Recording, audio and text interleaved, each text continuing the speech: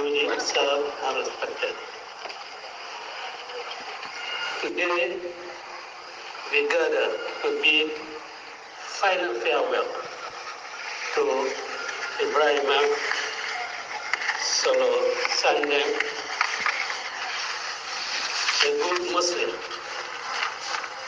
father to Malik, Aminata, Fatmata, Muhammad, Jainaba, Ousainou, alias Lawyer Darboe,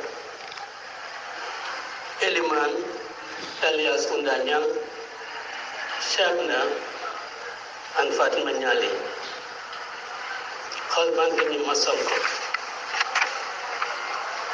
and a consummate patriot who loved his country, the Gambia, and was fervently dedicated to making her free, democratic, and prosperous. 6 years after his martyrdom, a grateful nation joins his family today, not only to mourn his tragic loss and pray for his soul to rest in eternal peace, but also to celebrate his well-lived life. To those of us who knew and worked with Solo in the long run-out battle to defeat the brutal regime of Yahya Jammeh, his memory is etched into our hearts for the rest of our lives.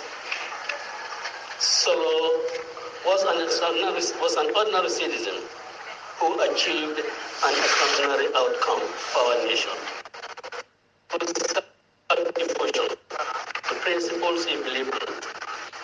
Those principles were anchored in his belief that democracy was the best form of self-government for all who value freedom.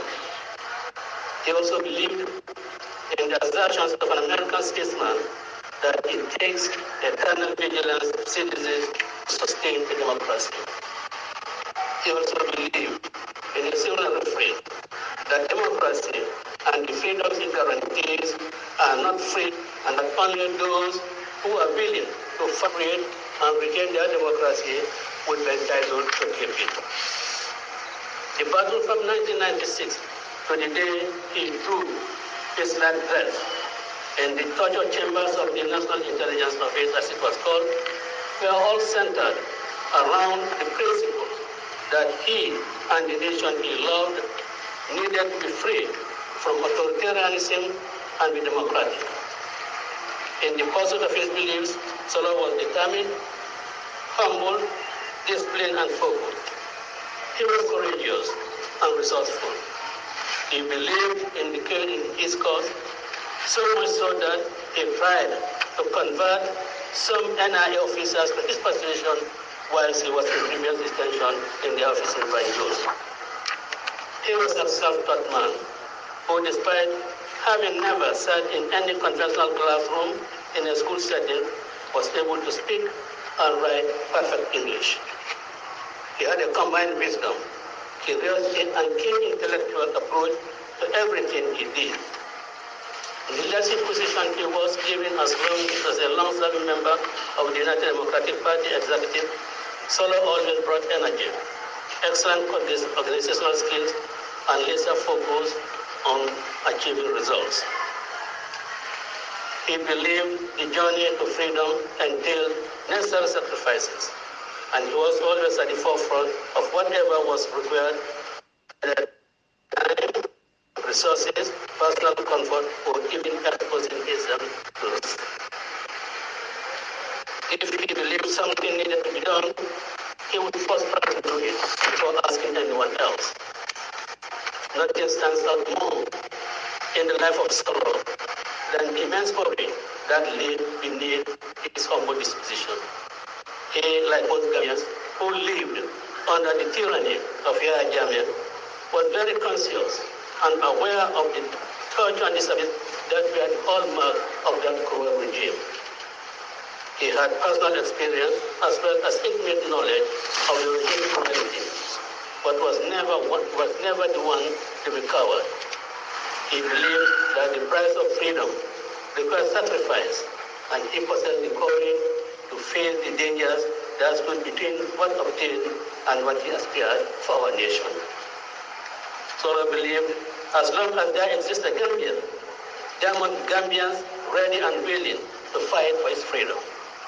That was what drove him from 1996 to the day he was murdered in the hands of killers who believed by killing this good son of the land, they were killing the principles he believed in.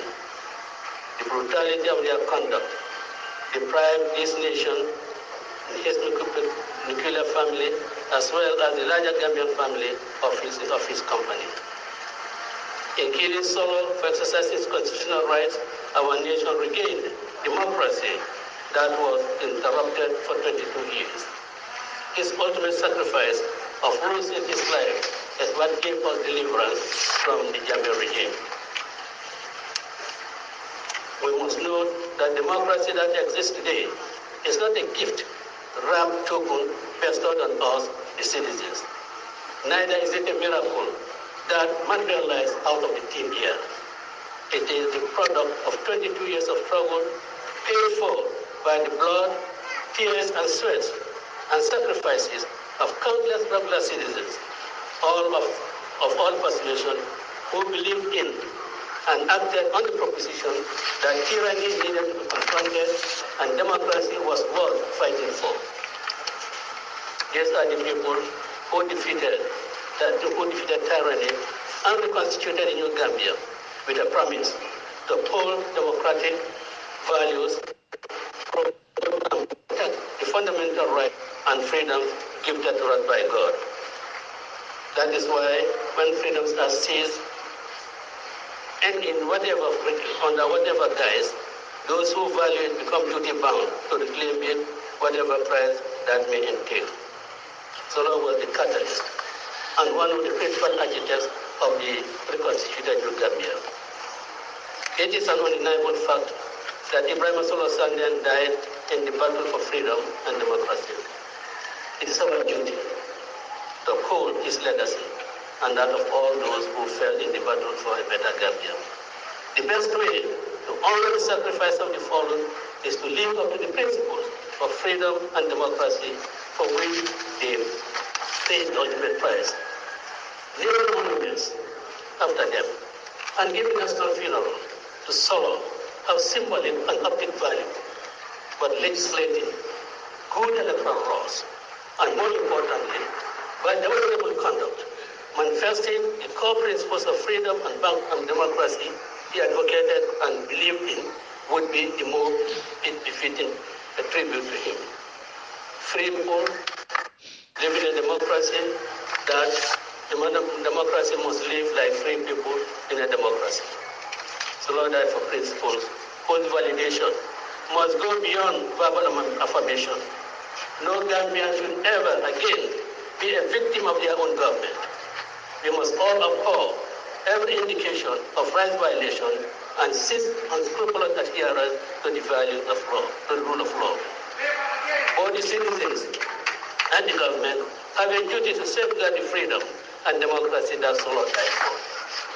For the family of Solo Sandeng, you have the heartfelt condolences of a grateful nation. As we return the mortal remains of your loved one, to Allah Almighty, who presides over Almighty. Your father, husband, uncle, my friend, my younger brother, my company, my trusted ally, you stand tall in the annals of Gambian history for his selflessness, courage, and dedication. We pray for Allah to grant him Jannah and blessings this nation. So send them Diana, Nungolimbana, Kawiri, it'll Gambia Kanjura, it'll look up on the Gambia Kanu. On the 14th of April, Melie Faye Burulo, but be Mesuko Walio. Be Mesula Kodam.